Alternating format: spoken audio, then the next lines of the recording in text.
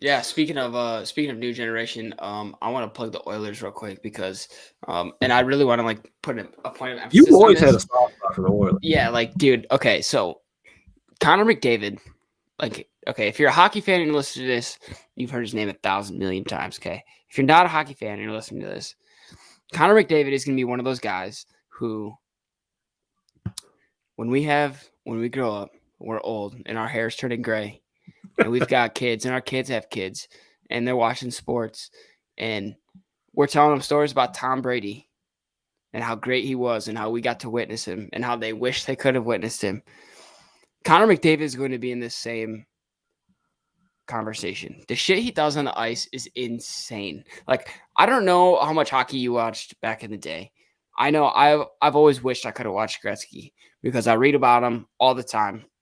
All these books, these hockey books, and it's always like he was doing things on the ice that nobody else was doing, right? Yeah. And that's what Connor McDavid is doing right now. And it sucks that hockey's not mainstream, and you got to go buy the ESPN Plus subscription bullshit. I'm telling you, it's worth it just to watch the Oilers games because McDavid is unreal. Draisaitl, who was also the other MVP of the last 2 years, McDavid won it last year. Draisaitl won it. Also an amazing player, not quite like McDavid, not as dazzling, but still is like probably second best player in the NHL. Like literally, honestly, if McDavid wasn't on his team, he'd be carrying the team still. Absolutely. Like,